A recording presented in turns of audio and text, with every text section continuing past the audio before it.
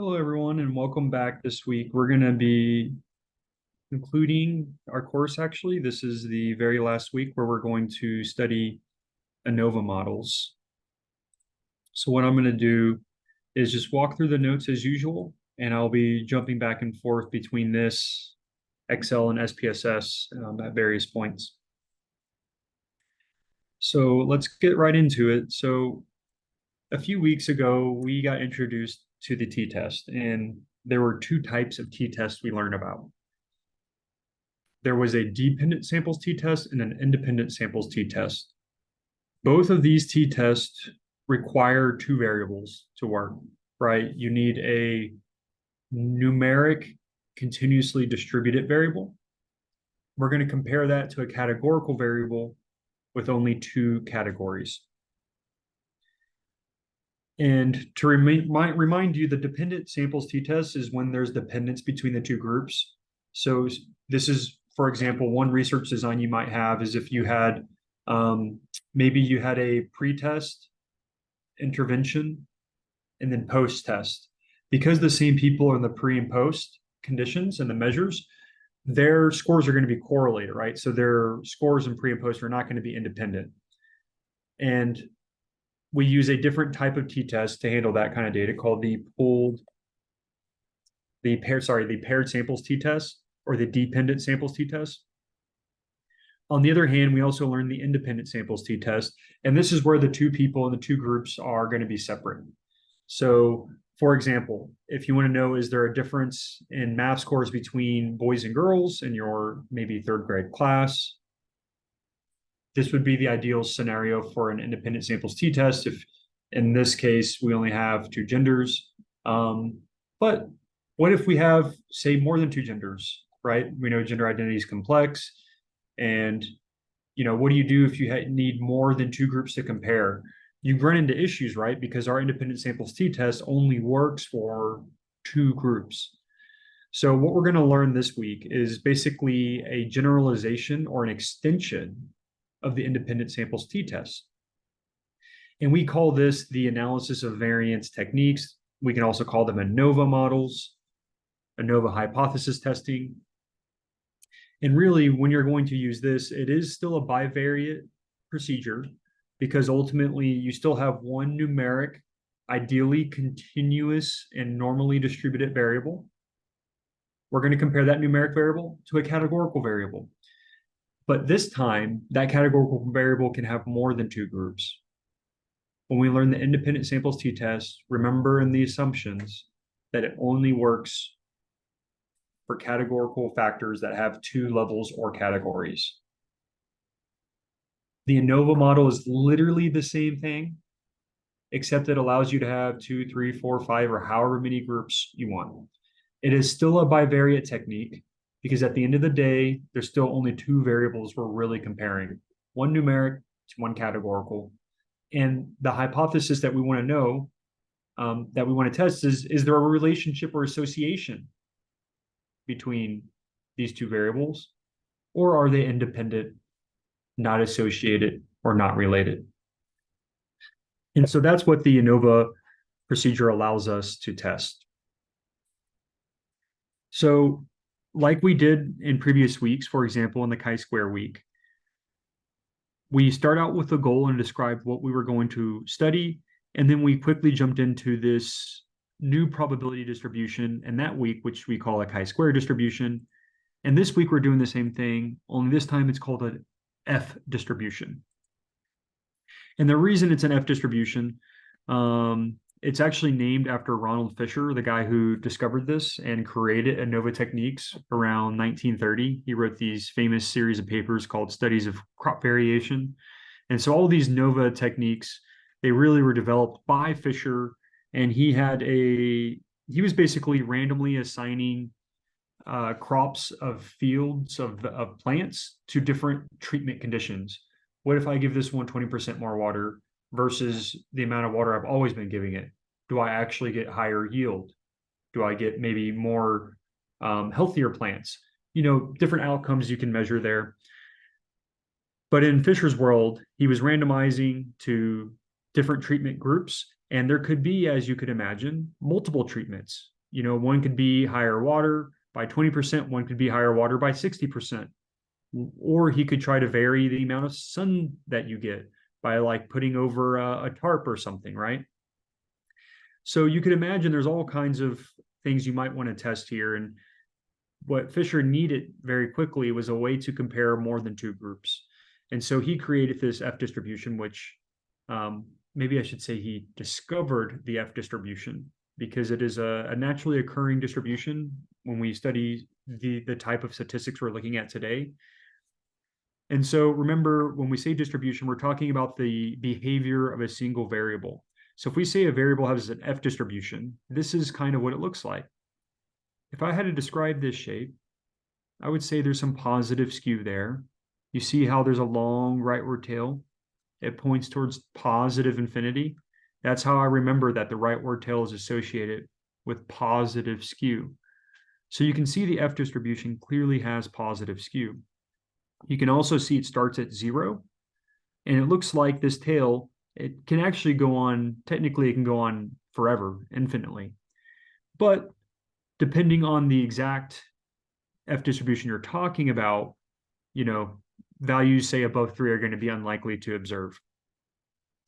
And so how you actually describe different F distributions is by the DF parameters. So remember, we learned many probability distributions throughout this semester.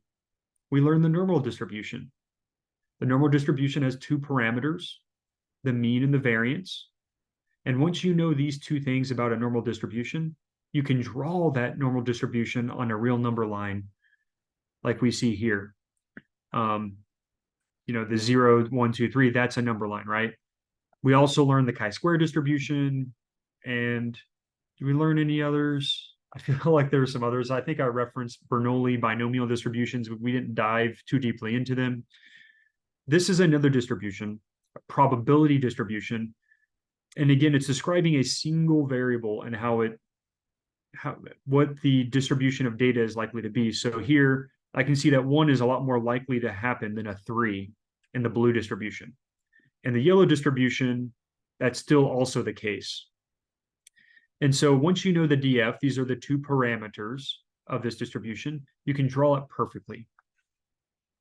Now the F distribution, like all probability distributions, it has this property that the area under the curve sums to 1. And that's a very desirable property for us because we can start talking about probability and using probability because we know that one of the axioms of probability is that if you have certain groups, so say you have a variable like gender, and we'll simplify and say it has only 2 categories. The probability of male plus the probability of female, they must sum to 1, right? So it's the sum to 1 that is what allows us to start using these distributions for probability. And the reason we want to do that is because we're going to do some hypothesis testing.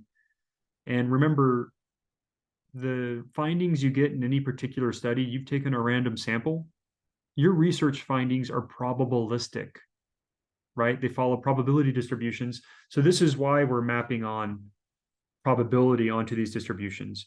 And we're going to learn how to do F-test with the ANOVA approach today to evaluate the hypothesis that the means of, say, 3, 4, 5 groups, are they equal? Or is there evidence that at least one of them is different? So that's why we're learning the F distribution.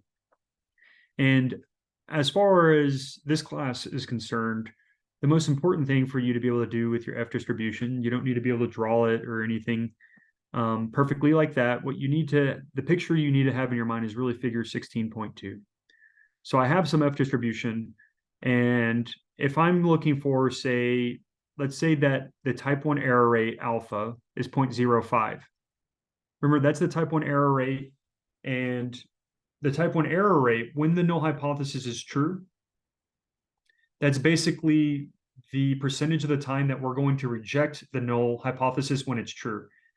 Rejecting the null when it's true is a mistake. It's what we call a type 1 error in statistics. And so we want that error to be small. That's why we fix it to 5% probability. And actually, the fact that we use 5%, that is also due to Ronald Fisher. There's not really a good reason why we stick to 5%. We like to think it's conservative, but it's not crazy conservative. Um, but really, there's no good reason we do it. Just he did it, and everyone since then has followed his lead. And he actually said, we should think about this a little bit more deeply. But alas, people like having methods and recipes that are really easy to follow with no ambiguity. It helps them feel that what they're doing is scientific and objective. The truth is, to us statisticians, these methods, there are actually subjective calls in here, and this is one of them. So you might get the feeling that everything we do is objective this semester. I will say, there's disagreements, and I pointed out some of that, but if you continue studying statistical methods, you'll see there are different perspectives. And, some people might say, I want to use 0.01 because I want to be extra, extra conservative. Some people might say, I want to use an alternate approach. There are other ways to test the quality of mean, not just ANOVA. With that said, the ANOVA approach is by far the most dominant method of doing this. And when you have randomized into treatment groups and control groups, this is the ideal way. There is no better way than an ANOVA model that I'm aware of or that we've discovered yet. So really, again, what you need to be comfortable with is based on your alpha, you need to find the critical statistic that's going to cut off, in this case, 0.05% of the area on that rightward tail. So this is going to mean we need to use our F tables. So I've uploaded this F table to Canvas, and I'm going to walk through how to use it when we get to the applied example later in these notes. But there is an example right here in the notes that kind of walk you through, you're basically intersecting the DF and the alphas to find the correct critical statistic. And sometimes you can see, like, for example, this ends at 10. You may not have the exact intersection you're looking for, but as usual, you pick the one that's closest that you can pick. With that said, I'm not going to give you anything on the homework or exams that would ask you to do that for the F distribution. There probably were scenarios where we had to do that for the normal distribution, but for the F, I'm going to try to make sure that the critical statistic really is actually exactly on the table for your final exam, just so there's no ambiguity there and no rounding error can confuse you or us as your graders. So the first thing we have to know how to do if we're conducting an ANOVA test is we need to be a little bit familiar with that F distribution. We don't need to master it or anything like that. Honestly, if you just read this like half page of notes on the F distribution, that's really going to be all you need to know to use it going forward. And I will say it's a close cousin of the chi-square distribution. You can see it's positively skewed. These two distributions, there's actually some mathematical relationship between them, which we're not going to cover. But if you continue studying probability, you will probably come across that relationship one day. So let's talk about ANOVA models. So I've already said at the beginning of this recording that really the ANOVA models are the type of method you use when you have an independent groups design, but you have more than two groups. So an example of this, you might want to know how life satisfaction varies for freshmen, sophomores, juniors, and seniors. In this case, we have two variables, life satisfaction, which will be measured as a numeric variable. In psychology and education, we call these psychological traits latent factors, and we hypothesize that they have underlying normal distribution. And so these are continuously normally distributed variables for the most part when you create like a satisfaction measure using some kind of survey or psychometric scale. So that's one variable here is life satisfaction. The second variable is year of college, and there are 4 years. So that's got 4 categories, still just one variable. So we're comparing the categorical variable year of college to the numeric variable satisfaction. Now, you could imagine that I could just use the independent samples t-test. I could compare freshmen to sophomores, freshmen to juniors. freshmen to seniors, seniors to juniors, etc. There are issues with that, which we're not going to go into. I'll just say for now, that's not the ideal approach. And a journal would reject that unless you're using an approach that can really work there. For example, Tukey's HSD, honest significant differences approach. And I think the text at the very end of the ANOVA chapter actually talks about some others that you might be able to use. We call it testing for all pairwise comparisons. But we don't need to know that. We don't need to go into that. What we really need to focus on this week is a one-way ANOVA model. So the one way, that means by definition, we're comparing a numeric variable to one categorical variable. We can contrast that with a two-way ANOVA model, where we'll compare one numeric variable to two categorical variables. And these two-way ANOVA models often have interaction effects. They usually do. They don't have to, but they usually do. And so this two-way ANOVA model is what we can think of as a trivariate procedure. Just like the one-way is a bivariate procedure because it compares two variables, a two-way ANOVA model compares three variables, two categoricals to one numeric variable. Two-way ANOVA models are beyond the scope of our class, but if you continue studying, you will learn about two-way ANOVA models and other types of models. And I should also say that at the beginning of this recording, I mentioned there were two types of t-tests. And we have established that the independent samples t-test with more than two groups, you're going to be using this one-way ANOVA model. But what if you have a dependent samples design where you have more than two groups? For example, what if I am administering some kind of medication and I give it to each person 3 or 4 or 5 times, say week 1, week 2, week 3, week 4. Well, there I have 4 groups, but the groups are not independent, right? Because person 1 is going to be in all 4 measurements. Person 2 is in all 4 measurements. So person 2's measurements in time 1 could correlate with time 2, time 3, and time 4. So if you have that kind of design, you're going to be using a different type of ANOVA model called a repeated measures ANOVA model. It's basically some kind of like mixed or multi-level model that is a very complicated model. And again, that's also beyond the scope of our course. So this week, then, we're going to be learning the independent samples one-way ANOVA model. And when we run this model, what we're really interested in testing is this null hypothesis. Are the group means similar? And we're going to compare that to at least one of them is statistically different than the others. Another way to say the null and alternative is there's an association between the categorical variable and numeric variable, or they're independent, not associated would be the null is they are independent, not associated. The alternative would be that they are associated, they are correlated, they are not independent.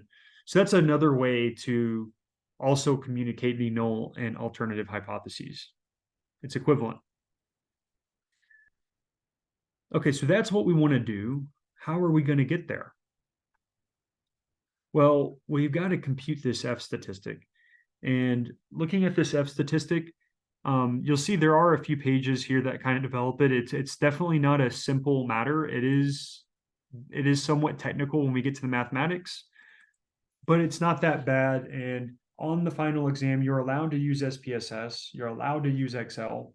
So my hope is that these tools will make it digestible for us. And I've uploaded an Excel template, and I've also uploaded SPSS code and output and data that you can basically replicate the math that we're going to see in these notes. You're allowed to do it by hand, Excel, SPSS, whatever, right? I'm trying to simulate the real world as much as I can, which means all of these tools are at your disposal. The only thing you're not allowed to do in the final course is consult with others. So let's get into how we're going to compute the F statistic. We're going to need 3 things. For each group, we need the sample sizes. we need the means, and we need the sample standard deviations. So if there are, say, 4 groups, you're going to have 4 sample sizes, 4 means, 4 SDs. If there are 6 groups, you have 6 N's, 6 Y bars, and 6 S for the standard deviations, right? So we're going to look at a table of data here to kind of, for me, when I learn new methods, it really helps for me to see what the data looks like.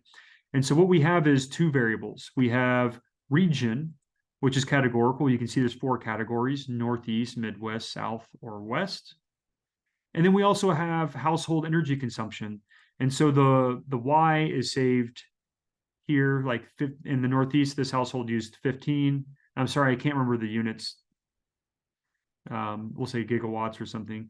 10, 13, 14, 13. And then the Midwest, 17, 12. So you can see I have measurements of energy consumption for each household. I also have what region each household belongs in.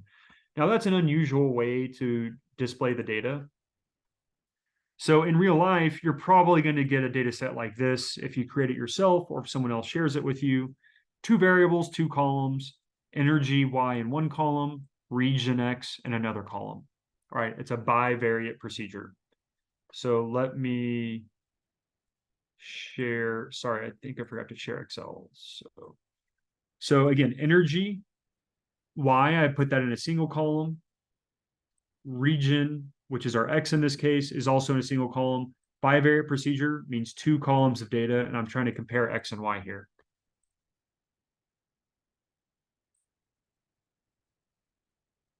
Okay.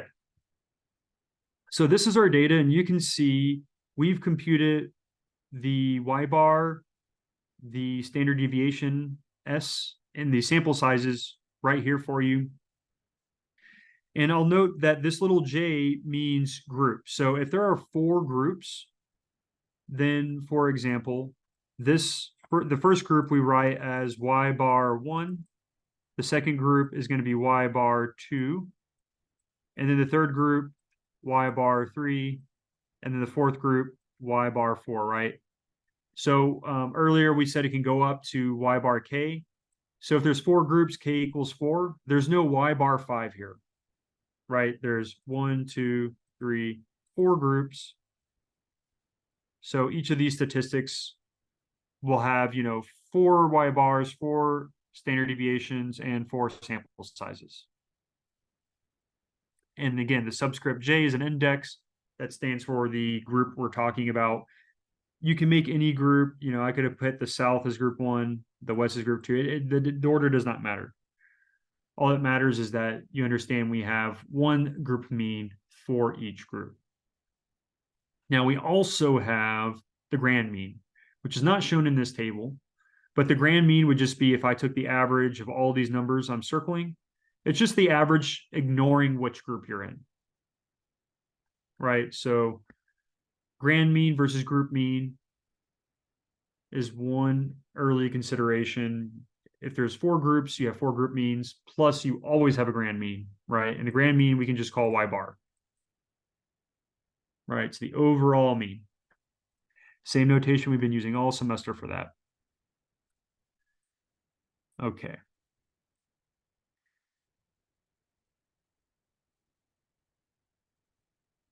So this is basically demonstrating the research process, figure 16.5. But basically, you would sample households in the Northeast, Midwest, South, and West, and that gives you 4 different samples. Now, they're independent because household 1 should not be influencing the other household in the Midwest, right? So the groups are independent. And from each sample, I could compute the sample means. You can see they're using X. I've been using Y. Doesn't matter. When we read statistics, we need to understand that the exact notation is going to be different from paper to paper, from book to book, from professor to professor. All that matters is that the resource that you're reading clearly defines what we're talking about.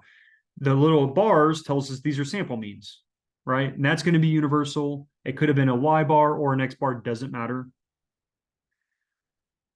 I prefer teaching this material to stick with Y bar, because usually in an ANOVA model, the dependent variable we denote with Y.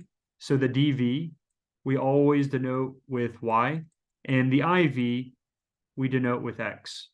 So this is why in these notes, I prefer to start talking about Y bar instead of X bar, because usually in an ANOVA model, the dV is continuous, normal, and Y.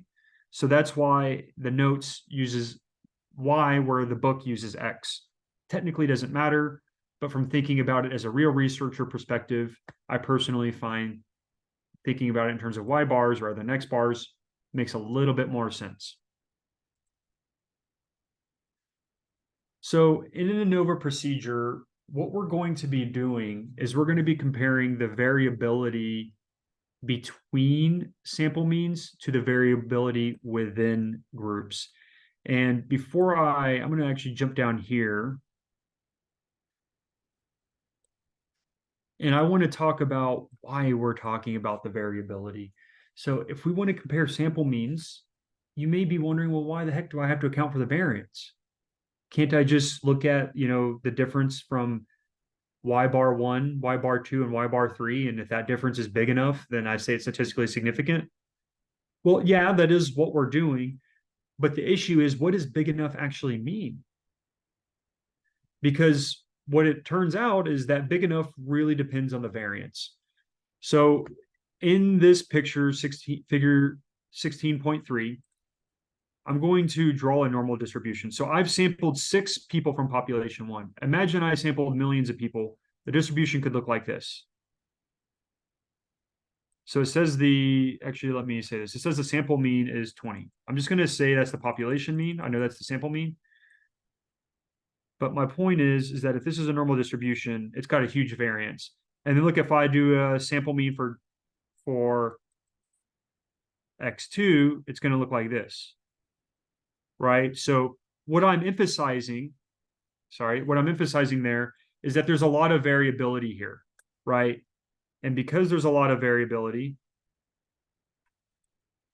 the two distributions are basically overlapping, right? So although X bar 2 is 25 and X bar 1 is 20, that sounds meaningful until you account for the variance.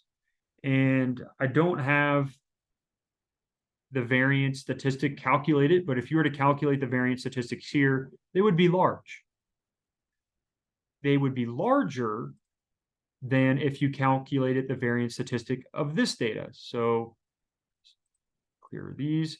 So in this data, notice how there's a lot less spread in population 2. And like you can see it visually, of course. You can just look at the data and see there's way more spread here than these two populations.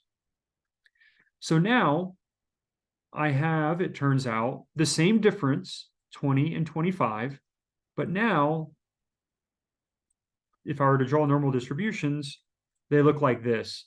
And now you can see like the distributions, the center of the distributions, which is the mean, they're like almost not overlapping at all.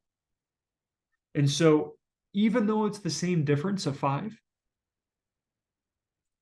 here, that difference of 5 is going to be statistically significant because relative to how much spread or dispersion there is, 5 is pretty significant.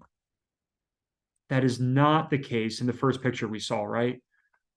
Relative to how much spread and dispersion there is in this data, 5 really is not that meaningful. And I would probably reject that the sample means, the population means are different. I would probably conclude the population means could be similar.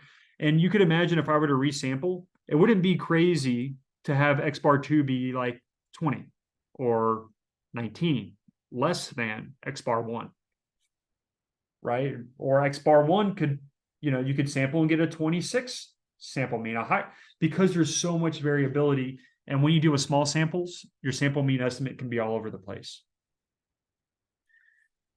So that's why we're going to spend a lot of time talking about the standard deviations, variances, and all of this, and really more the variance.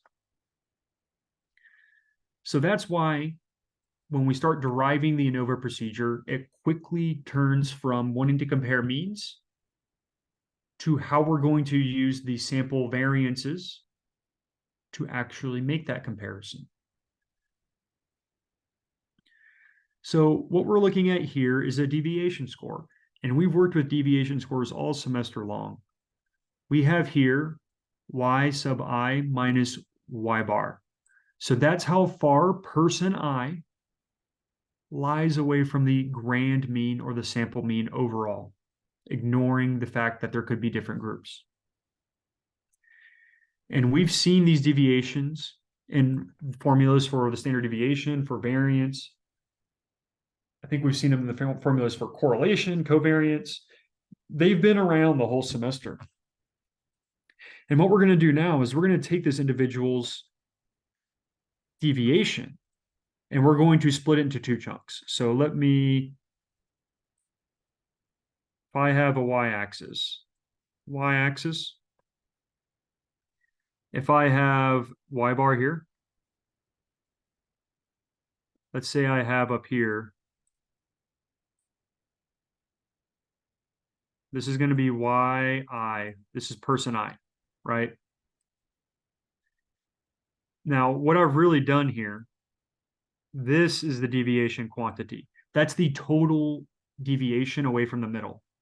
So for that person, this deviation measures how far away they are from the middle point in the data. Now I can break this into two different pieces. The first thing I could do is break it into a chunk that's the difference between yi and y bar j. Y bar j stands for the group mean. So let's say the group mean, this person's in group 1, and let's say that the sample mean for group 1, it doesn't matter what the value is. I mean, I'll just say 12. And maybe it's here on the map. I haven't put any numbers here. The numbers don't matter right now. What matters is what we're doing at a conceptual level.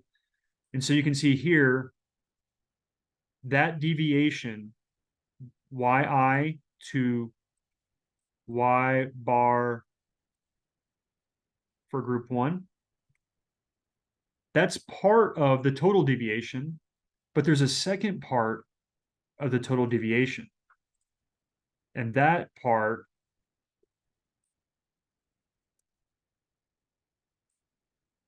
is going to be from the group mean all the way back down to our mean, right? So what I've done is I've taken for an individual the single deviation for them, and I've broken it apart into two chunks. The first chunk is the individual deviation away from their group mean, and the second chunk is the group mean deviation away from the grand mean y bar.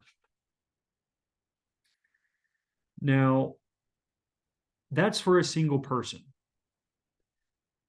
If I had another person and a third person and a fourth person, it might be interesting to continually break apart these chunks for every single person and find a way to combine and add them up. And so that's exactly what we're going to do next.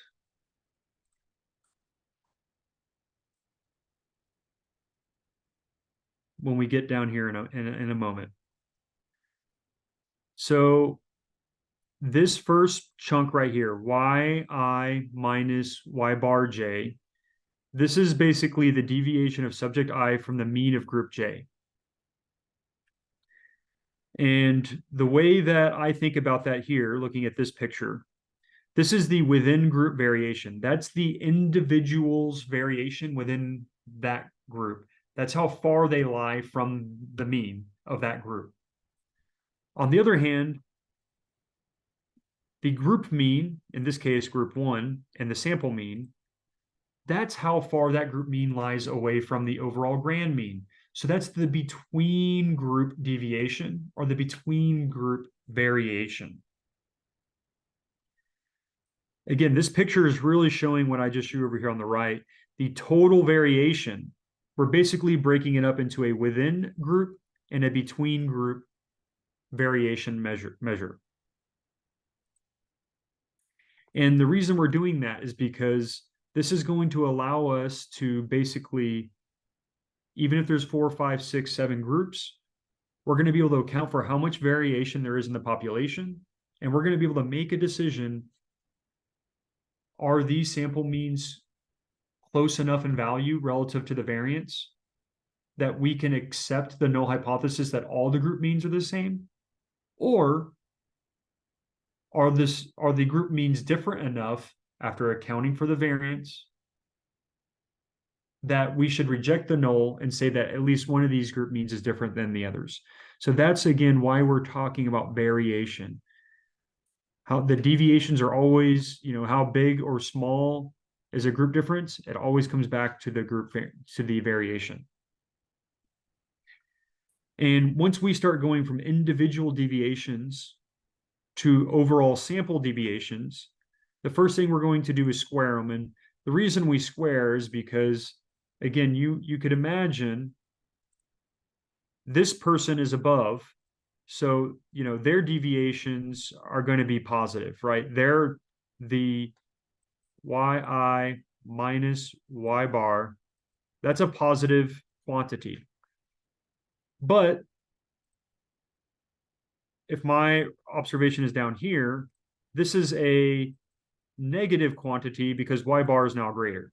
So the thing is, I don't care about the direction of deviation. I just want the magnitude. So we have established, or rather some statisticians in the past have established, the best way to do this is to square it. Because there, if the deviation is 1 or -1, both of them, once you square, are going to be 1. If the deviations are 2 or -2, when you square those, you're going to get 4. So you keep the same magnitude. You're preserving the magnitude, but you're erasing the direction of deviation. You're going to do that for each person, and then you're going to sum them. You're going to sum them to get the overall SSE and SSTR and TSS. So what are these three quantities exactly? So again, this is really following this idea here. It's the same equation, except we've squared and decided to sum them up for our n participants in the sample.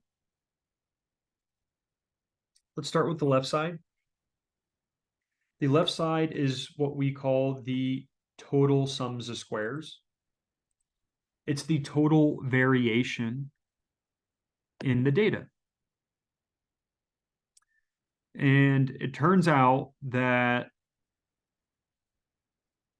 the sums of squares, the total sums of squares, just like we learned measures for variance, we learned the sample variance as squared, we learned the sample standard deviation.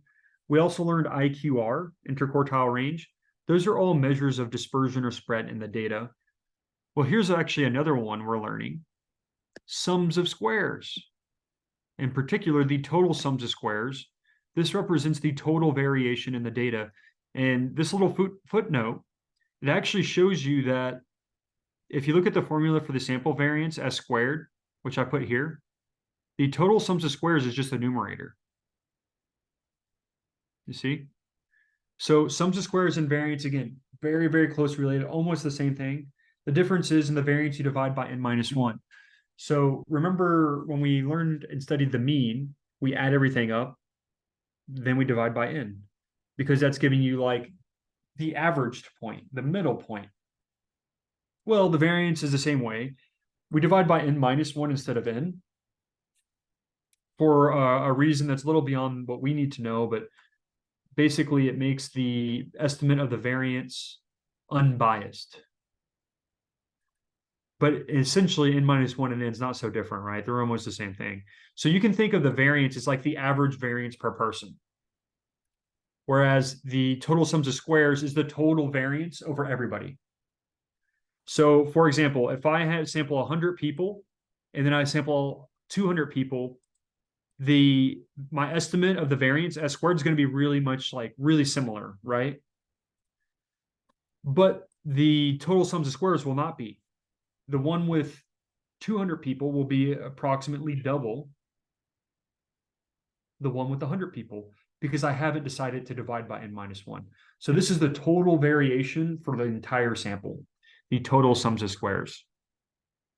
And this is the same total sums of squares that we learned in the last 2 weeks when we studied linear regression methods. It's the same exact quantity. And then, as we've hinted at, we can break apart total sums of squares into two components. And the first one is going to be called SSE. We call that the error sums of squares. This is also called the within sums of squares, SSW. So there are, again, different books, different professors, different journals or papers are going to use different names. And this is actually quite confusing when we get to ANOVA models. In psychology and in education, they really like this within versus between variance naming convention. I think that's also useful. I personally find it a little confusing. And what I'm hoping to demonstrate today is that ANOVA is actually the same thing as regression. And for me, I just prefer to stick to a regression model to evaluate this. Now, we're not going to learn how to use a linear regression model in this class to test a categorical variable with 3, 4, 5 categories. But if you continue studying statistics, the very next course would be an applied regression course, and you would learn exactly that. So for me, I prefer to just stick in a regression framework. And there's a famous scholar named Jacob Cohen, and he actually recommended that, in psychology and education, we've always been using ANOVA models, between and within terms. For me, I just find this highly confusing, talking about variance and having to study it like this. So if you find this confusing and a bit intimidating, I'll just say join the club. You're not alone.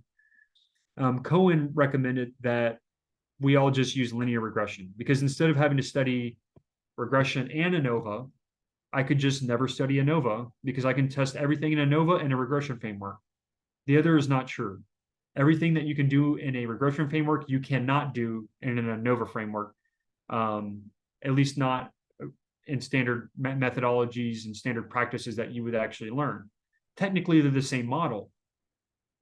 So you could probably reconfigure a linear regression model with 6 or 7 predictors into some kind of ANOVA model with interactions.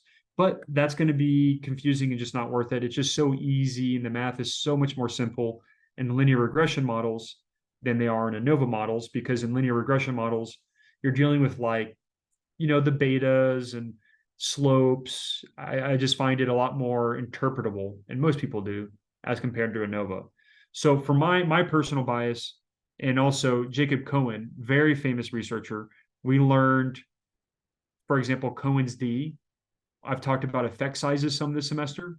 He's the researcher that really put this on the map for us in psychology and education. He's one of the most famous mathematical psychologists in the 20th century. And the paper I'm referencing, it's a really good one. It's called Things I Have Learned So Far. He wrote it at the end of his career in the early 90s. And one of his recommendations was to move away from ANOVA and use linear regression. And while I agree with that, we are at Teachers College, we're in the School of Psychology and Education. You are going to read people using ANOVA methods and models nonstop. So that's why we're going to arm you with interpreting and understanding ANOVA models. But again, I will say it is equivalent to linear regression. And if you had to only learn one, beyond a doubt, you focus on regression more than ANOVA models. But we have to cover this ANOVA, and we have to talk about the history there to understand why the terminology is so confusing. Why do we need to go in between sums of squares within sums of squares? Precisely because it's confusing is why Cohen recommended that we move away from it. But the fact remains, there is a vast amount of literature that uses ANOVA models and this terminology. And for us to access and interpret their findings, we need to be comfortable with these ANOVA models. So usually at Teachers College, after this class, you would go to 5122, HUDM 5122. That's an applied regression. That's all about linear regression OLS models, ordinary least squares. After that, you would go to linear models and experimental designs. And that class is all about ANOVA and COVA models. You'll also cover repeated measure ANOVA, and all of that. So those are the next two courses that you would take if you continue studying statistics, most commonly. So again, multiple terminologies for this. So I'm going to be referring to it as both. And I know it's confusing. I just want to say it's not my fault. This is just where we are as a scientific community. The terminology is confusing. So the error sums of squares, or the within sums of squares, it's the variation of the individual around the group mean. And if there's a lot of movement around the group means, that tells us something. But we really need to know also how much variation is there between the groups and the overall grand mean. Because what we want to do is we want to compare the individual variation to the between group variation to make conclusions on whether the means are statistically different or whether they're statistically equivalent. And so that gives us, so that's the error sums of squares. The SSTR, this stands for the treatment sums of squares. This terminology comes from the book. I like it. We can also call it the between sums of squares. I probably prefer the between sums of squares and over the treatment sums of squares. But again, whatever makes more sense to you. The reason you can call it the treatment sums of squares is this, because if these group means are really meaningful, so say I'm comparing two drugs, drug A and drug B. If drug A is really effective and drug B is not, their group means are going to be really far away from each other, right? So let me draw this out. So let's say, and again, I mean, I'm drawing a 2D coordinate system. X could be anything. I'm drawing a 2D coordinate system because we're used to seeing that way in the last couple of weeks. But technically, I could just draw a number line. But let's say I have drug 1 up here. And then let's say I have drug 2 down here. So the Y bar here, Y bar 2, I'm going to compare that to Y bar 1. And then I, of course, have an overall grand mean, which is going to be somewhere in the middle, right? So the individual variation is going to be the variation around these lines, right? Whereas the between group variation, it's the group mean minus the overall mean. It's going to be this distance. How much variation is there here? And then also between this group mean and that group mean.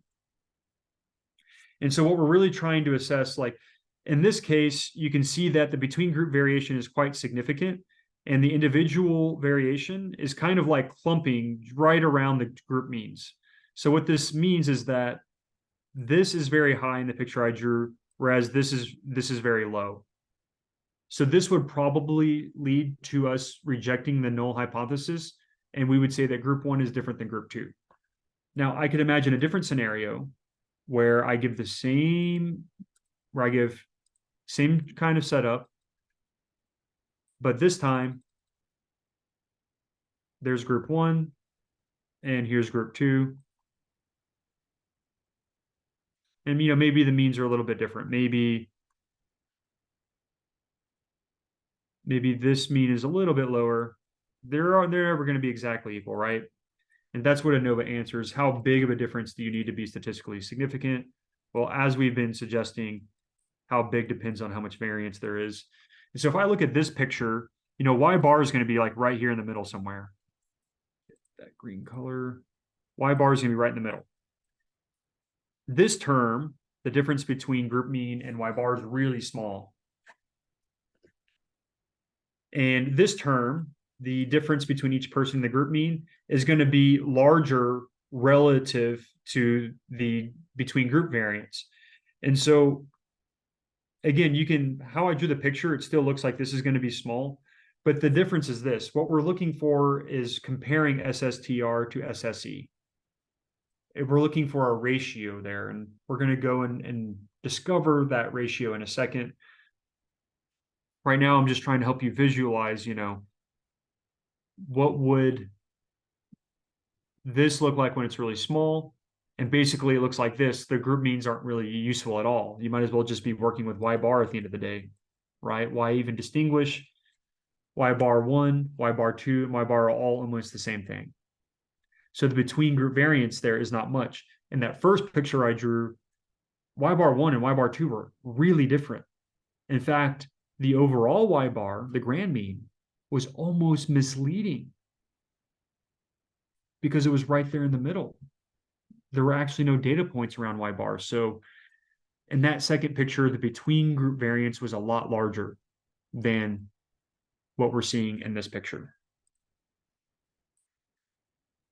So this stuff, it is not nearly as intuitive as the previous materials we've learned the last 2 weeks. The regression stuff was dense. A lot of information was packed in those notes. But I also feel that there's it's much easier to follow those thoughts. They're a little bit more intuitive. You're really mapping them onto your understanding of linear equations. This stuff is all talking about variance and comparing the size of variances. So for me, this is much more abstract, and it's a lot more tricky. The math's trickier, the interpretation's trickier, everything's a little trickier here. And so that is expected. So don't be discouraged. If you don't completely feel comfortable with the difference between SSB and SSW, that's okay. You're going to have a lot of exposure as you continue studying this because it's such a prevalent method. Our goal this week is just to make sure that we can conduct an F-test based on really small data sets with 10 or 20 observations. In real life, you'll use SPSS. If you have, say, 1,000 observations, you'll never run these by hand. You'll always use SPSS. Now, before I continue going on, just want to highlight this last thing here. I showed this relationship in the last couple of weeks. It is the same exact thing. It's just the difference is if you look at the left, it's actually identical. But if I compare the residual sums of squares, it's the same thing as the error sums of squares, except that I have a y bar j instead of a y hat I. And in the regression sums of squares, I have the predicted value for individual I. I'm substituting that in the ANOVA case with the group mean. And that's because in an ANOVA model, the predicted score for each person is actually just the mean of whatever group they're in. So they're exactly equivalent. And we showed this I think it was actually 2 weeks ago, because we were interested in deriving R squared, what we call the coefficient of termination. That is, what proportion of Y is explained by X. And so exactly equivalent. Different names, it is confusing. ANOVA has its own vocabulary despite the fact that it's really just a linear regression model. And we call ANOVA and linear regression models, they both belong to what we call the general linear model. They're just different ways to write, different vocabularies, different ways to think about it.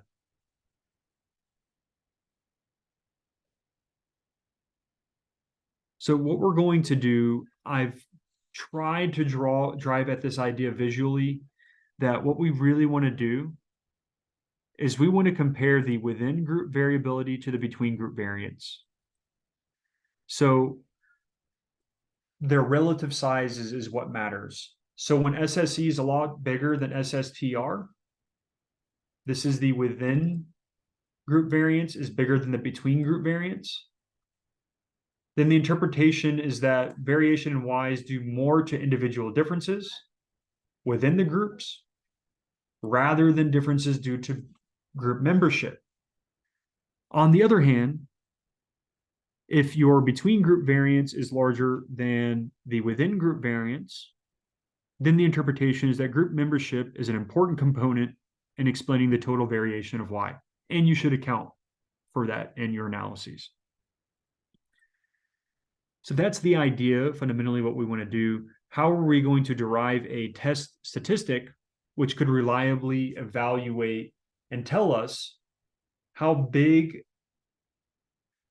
much bigger does SSE have to be than SSTR before we reject or do not reject our null hypothesis? So step one of computing the F statistic, the F statistic is going to be the statistic of interest that tells us that answer. Step one is just computing these relative sums of squares components. I'm going to jump into an example after I talk about the theory at a high level. Step two is we're going to convert these sums of squares quantities into what we call mean square terms. And then step three is going to be using the mean squares to finally form our F statistic. So we just talked about step one, the sums of squares. Let's go ahead and talk about step two in calculating the F statistic, which is converting these to mean squares. Now, this is a pretty easy step. So the mean squares, I think the hard part is computing SSE and SSTR. Everything else is just a formula that is really easy to implement.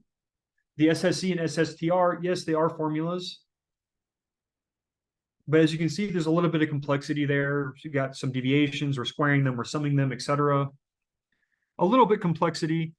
But when we compute the MSE, if we have the SSE calculated correctly, all we're doing is dividing it by n minus k. So if there are 20 people and 4 groups, then I just plug those numbers in and it's SSE divided by 16. Now the MSE we call the mean squared error.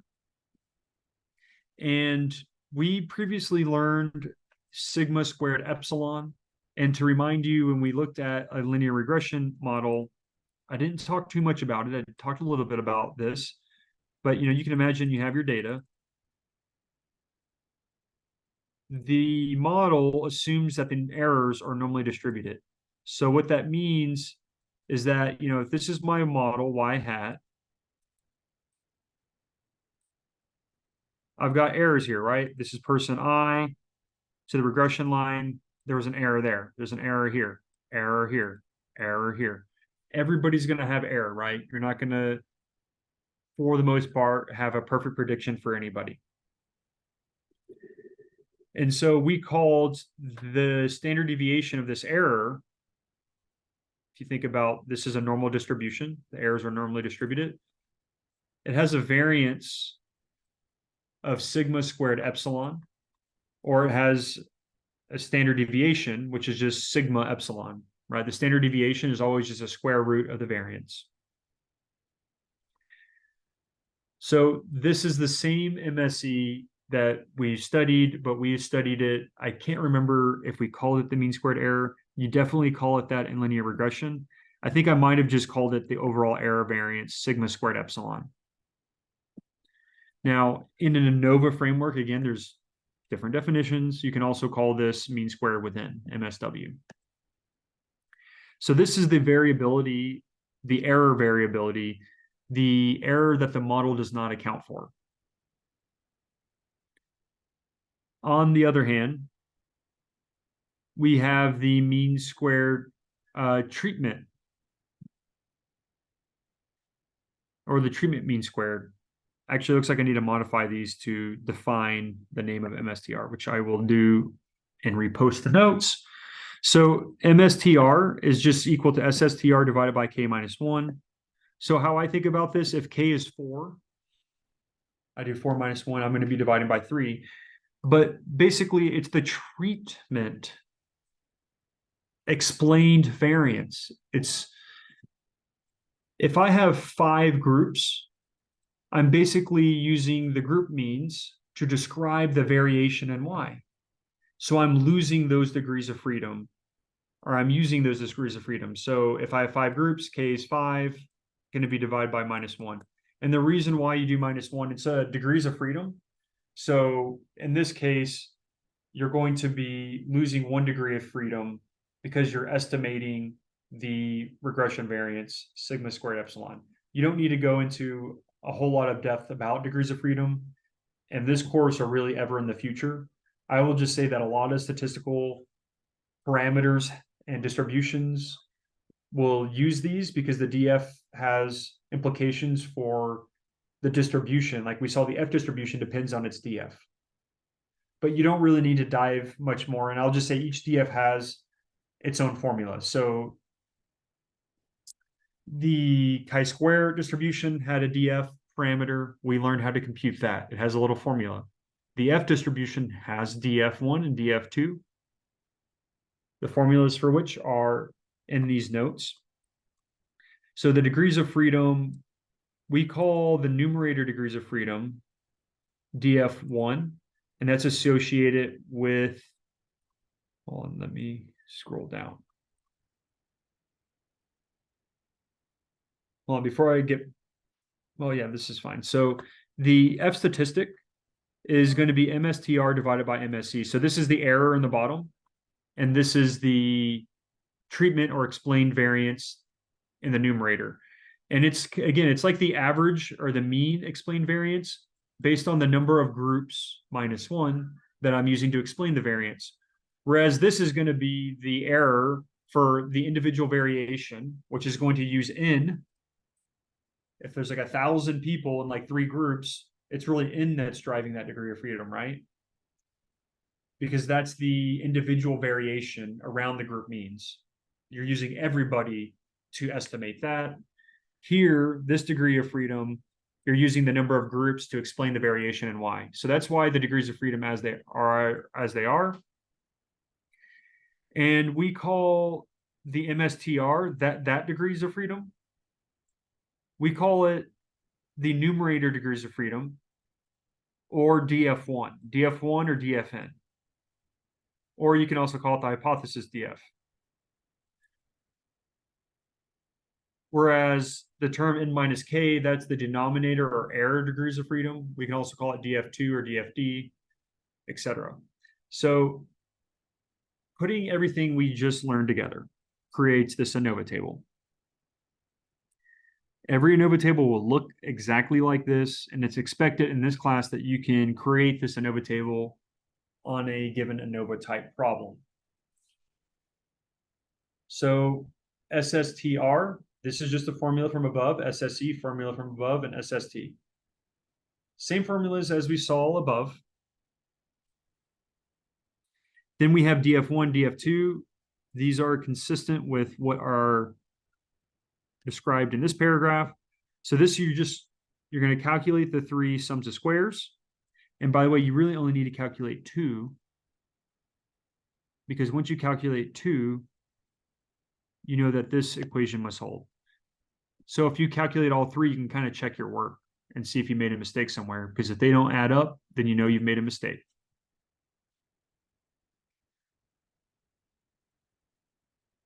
So the DFs, we're just going to plug into these formulas. And no, you don't really need the DF total, but it's just, it's N minus 1, or it's also DF1 plus DF2. So just like SST is the sum of SSTR and SSE, DF total is DF1 plus DF2. But this is a DF that you're really going to need. In fact, I think SPSS may not even show that DF, but we'll have to look. So no need to worry about that. And then we need to create the MS terms, the mean square terms. And that's just going to be dividing this thing by DF1. And then we're going to be dividing SSE by DF2. That will create my mean square terms. And then finally, the F statistic, the observed F statistic, is going to be the explained variance. Oh, that's a typo. This should say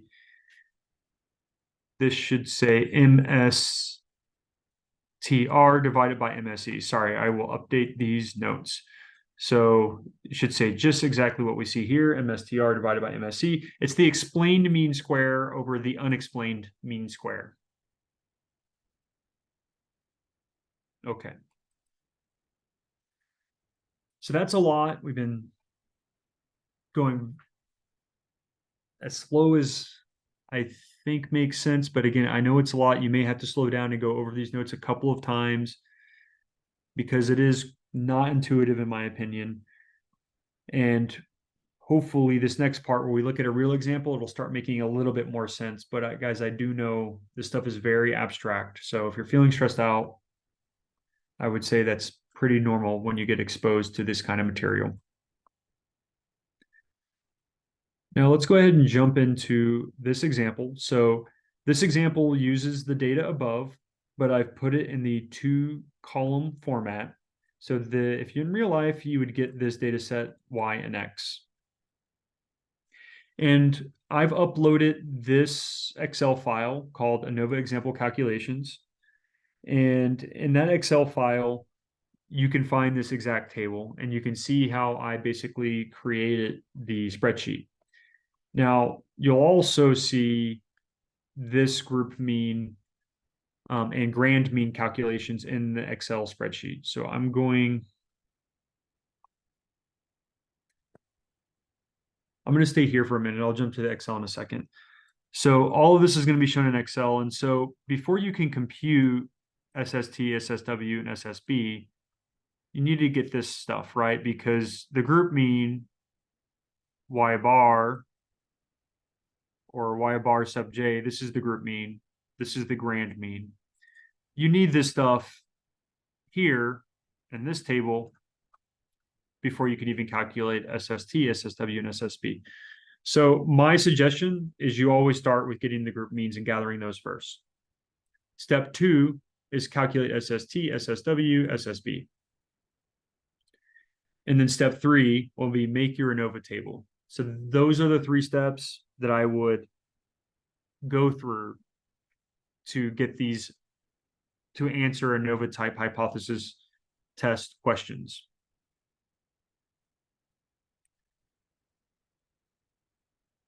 So let me jump to Excel. I'm going to explain what I'm doing in this program. I think it'll be a little bit easier. So here in column A and B, we have the raw data. The first thing I'm going to try to compute is the total sums of squares or sums of squares total. And the formula is each person, yi, so 15 for this person, sorry, I should say household, minus the grand mean. So what is y bar? Well, y bar is 11.9. And then I'm going to square it. I'm just following the SST formula. And you can go down and you can see I'm doing 10 minus 11.9, 13. So you can see how it's going to be calculating the individual total deviations, right? So that's what these 20 values are. They're the individual total deviations. And then I'm also going to square them. So it's actually the squared individual total deviations. Again, we square them to get rid of the direction and focus only on the magnitude. And you'll see it doesn't matter what group, we're always subtracting the grand mean y bar. And you may notice, you can drag these formulas down. And that's because I used relative cell locking. So the dollar signs here, that makes it where no matter which way I drag the formula, it'll stay locked in on the red. And note, you can, if you hit F4 on your keyboard at the F4 key, it functions through different types of referencing. So if you're wondering why there's dollar signs in there, that's why. It's an advanced Excel concept that is useful to know about. And if you're going to be using Excel a lot, you have to learn this. So it's definitely worth the time if you don't already know it. The second thing I'm going to compute is the SSW, the sums of squares within. And so this is also called the error sums of squares. And it's going to be the observation I. So this person has 15, yi is 15 for that person. And now I'm going to subtract their group mean, which I've in Excel called y bar sub j. And then I got to square it. So you can see I put for this first Northeast group, they're all going to be subtracting from group 1. Right. I get to Midwest. Now it switches to D26. So you can see here, scroll down, D26 is the same everywhere. And then D27 switches to the South, and so forth. So using the group means there. And then finally, I have sum of squares between.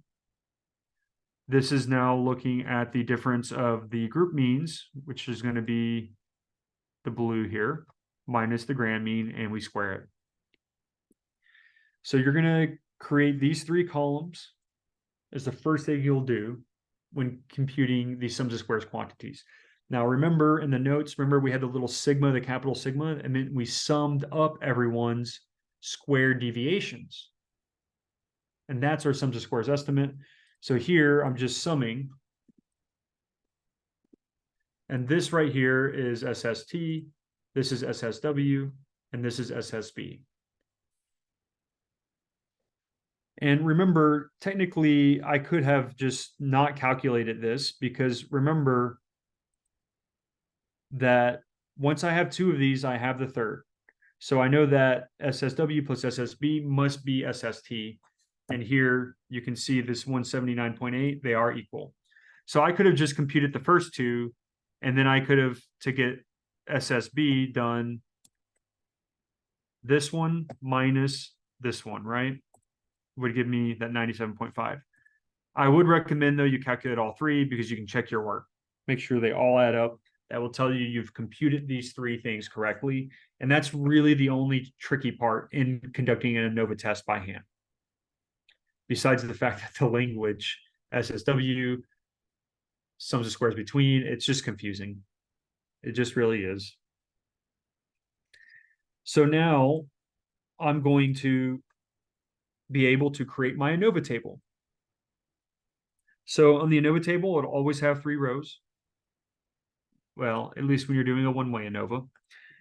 And there's going to be a between, a within, and a total. So for the between sums of squares, I'm pointing it to my SSB column. For my within sums of squares, I'm pointing it to the within. And for the total, I could point it there, or I could also just sum them up, right? Notice the DF, I've also summed them up. So the between DF is going to be K minus 1. There are 4 groups, so K is 4. 4 minus 1 gives me 3. For the error DF, that's for the individuals, deviation around the group means. That's N minus K. So in this case, N is 20 because there are 20 observations in my data set, which I've sampled. And then I'm going to do 20 minus 4 because there are 4 groups. K is 4. So 20 minus 4 gives me 16. And then the mean squareds, you're just going to divide SS by DF.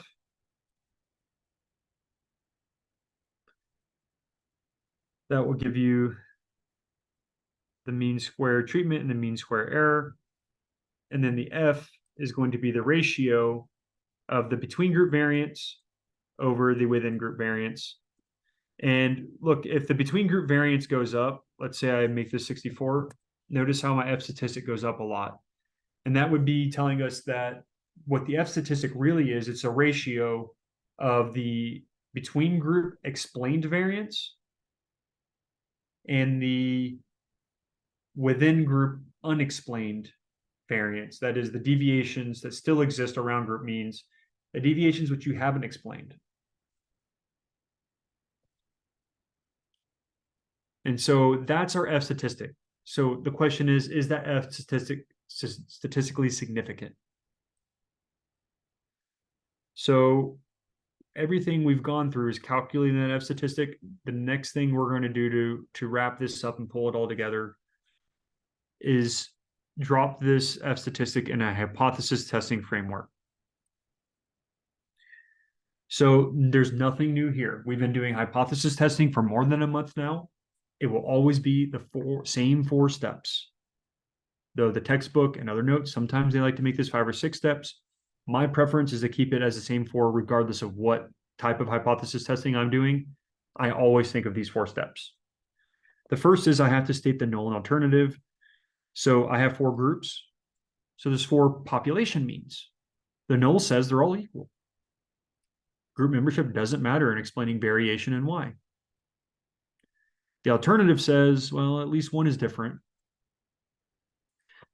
And remember, it's equivalent to say that here the null is really that the X and Y are independent. The alternative is that the X and Y are correlated. So that's another way you can say this.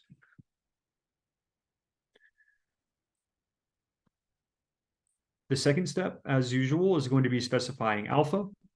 And if you're going to be using a rejection region approach, which is typically the approach I've used in this class, because I find it a little bit easier if I'm doing this by hand to do this approach, then I'm going to find the critical statistic which marks the rejection region. Since alpha is unstated, we will default to alpha being 0.05. And the critical statistic will depend on the distribution of the test statistic overall here. And that distribution, the F distribution here, depends on DF1 and DF2. So as shown above in our ANOVA table, DF1 is 3. That's also called the numerator. Notice how it's above the within. The numerator and the denominator degrees of freedom. So the 3 comes first. So this would be typical APA format where you put the DF1 in parentheses, comma, DF2. So APA always asks you to put degrees of freedom, even for like chi-square distributions, T distributions, in parentheses like this. And I put the subscript crit to indicate this is the critical statistic that I'm looking for. That critical statistic always depends on our level of specified alpha. Our level of specified alpha is 0.05. The relevant critical statistic is 3.24. So let's see how I found that. So this is DF numerator and this is DF denominator. So DF numerator is 3. So I'm in this column. And DF denominator is 16. So DF denominator, I go up to 8 there. I need to go to my second table, 16. And then alpha is 0.05. So if I look here, 3.24. And that picture looks like this. My F distribution. So now what I'm basically is that there's 0.05% area. That's the type 1 error rate. At the number 3.24 in my F distribution, that leaves 5% area in the tail. And remember, this is an F, which has 3 and 16 degrees of freedom. So this right here is my rejection region. If my observed test statistic is greater than 3.24, more extreme than 3.24,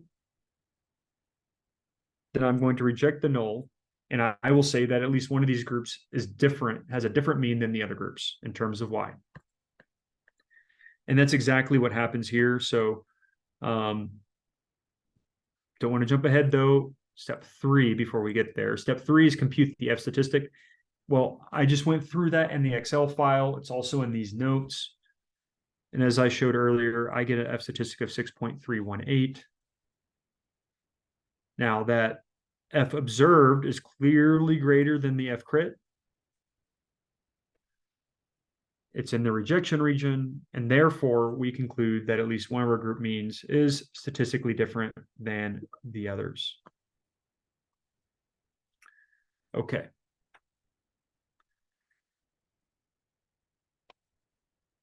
So that's it. The same 4 steps, but of course, step 3 is the complicated one where there's multiple mini steps, right? You got to get the group means, the grand mean, this table. Then you need to create these. You can do these by hand. You can do it by Excel. You can use SPSS. I'm going to show you how to use SPSS in a second. My recommendation would probably be SPSS or Excel. They're just easier. And then step 3 will be create the ANOVA table.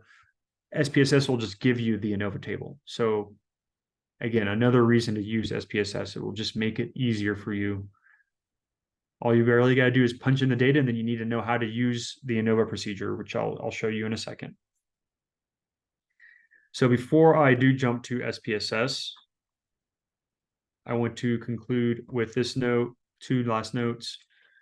One is that what I've said here in the conclusion is rather vague. At least one of the group means is statistically different. Okay, that's great, but which one? You're never going to want to just stop there. In real research, you would continue drilling down and you would basically say group one is statistically less than all the other groups. Or maybe it's group one and group three are statistically less than all the other groups, right? The data will tell us which one. We are not going to learn methods that drill down to that level of detail. That is called, these are called pairwise differences, pairwise, because I have each pair, I can compare Midwest to South, Midwest to West, Midwest to Northeast. I can compare Northeast to South. Each one of those comparisons is called a pairwise comparison. And you could test any one of them, you could test all of them, all different kinds of methods there. One of the most famous is Tukey's method, which I'm pretty sure the textbook talks about at the end of the ANOVA chapter, but that is beyond what we need to know. You will learn about Tukey's methods in experimental linear models and experimental design if you continue studying statistics. So let me jump to how to do this in SPSS. So let me share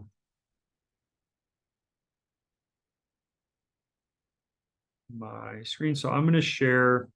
So I have uploaded to Canvas. Now this data set is the same exact problem that we just did. And I uploaded it as an Excel file. I also uploaded it as an SPSS file.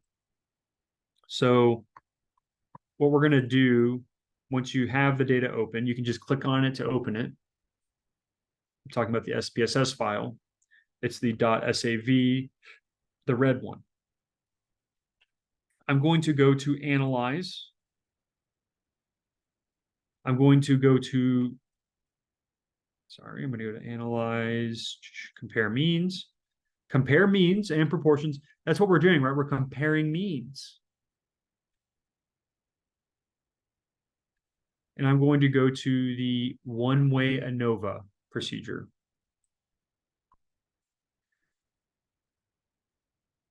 Now, mine had the stuff in there because I'd done this earlier. Yours will not have that. So you need to put the DV, the numeric variable.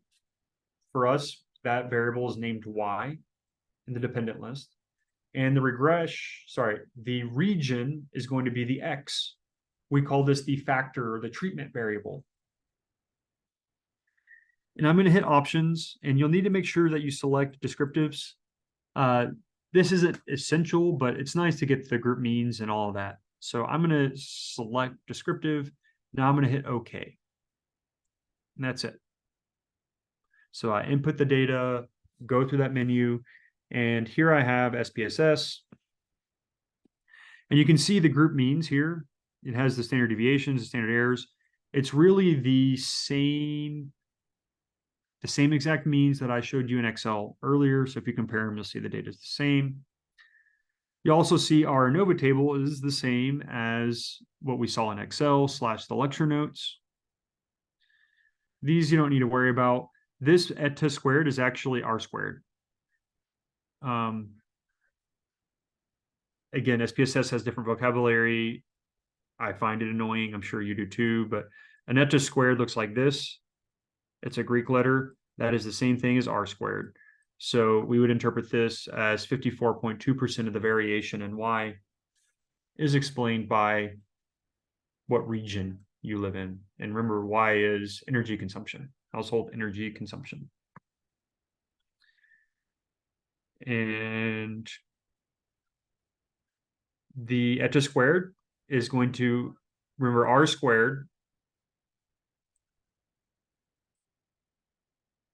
is going to be equal to the total sums of square in the denominator. It's the proportion of variance which is explained by the model. So the explained variance here is 97.5. And we call this, I called this regression sums of squares when we studied regression. Or this week, we've also seen it called SSB, the between sums of squares between, or SSTR. All equivalent things. So if you do this math right here, you will get this number. And you see I have my ANOVA table, 6.318. That's the same F statistic we got earlier. And I want you to notice the SPSS also gives you a significance column. So remember I said in the last weeks that in this class, I often do hypothesis testing with the rejection region approach. Once you leave the class, you're going to be basically using the p-value approach. So what we would do here is we just look at the p-value or the significance, and if it's less than 0.05, which is the level of alpha in this problem, which it was actually unstated, so that's what we default to. In this case, 0.005 is less than 0.05. So it suggests that there is an association between what region a household is in and the amount of energy that household will consume. So that's how we do this in SPSS. Now, get back to the notes and conclude today's lecture with assumptions. So there are 5 assumptions that are required for this ANOVA model. I'm going to go through these quickly, and you need to know the first, but I'm not going to test you on the other ones on like a multiple choice or anything like that. Really, testing the assumptions of ANOVA and regression is really beyond what we have time to cover together. So as you continue studying, you will study this stuff. I will say it's essential that you study it, because when your assumptions are broken, what it basically means is that the ANOVA test is unreliable. Your p-values can't be trusted. Your hypothesis test and the inference you make cannot be trusted. But don't fear, because if you've broken an assumption, there is some other method or model that will correctly give you the right p-value, the correct inference. So we don't have time to assess and figure out how to fix broken assumptions. That's all in the future of your statistics education, should you continue studying stat. So the first, though, is the only one that you have to know, because if you don't know this, I don't even know if you understand what really ANOVA models are. But there are 2 variables in a one-way ANOVA model. One is numeric, should be continuously and normally distributed. The other is categorical, and it can have 2+ groups. If I conduct a t-test on 2 groups and an ANOVA, one-way ANOVA on 2 groups, I get the same exact p-value, identical to the 100th decimal, no difference. So the ANOVA test, again, it's a generalization and extension of the t-test. Like the t-test, it's a bivariate procedure. Unlike the t-test, this can handle more than 2 groups. Like the t-test, we're also assuming independence. That's been an assumption of every test we've learned this semester. I guess I just realized, other than the dependent samples t-test. So I will update that in the notes here. Another assumption is that the numeric variable should be normally distributed within each group of the categorical variable. This is actually also a test in the t-test, but I want to note, similar to the t-test, ANOVA is robust to violations of normality, which means your data has to be like way not normal before you're really worried about that. Usually how I like to attest normality is just look at a histogram. If it looks normal, relatively normal, I'm okay.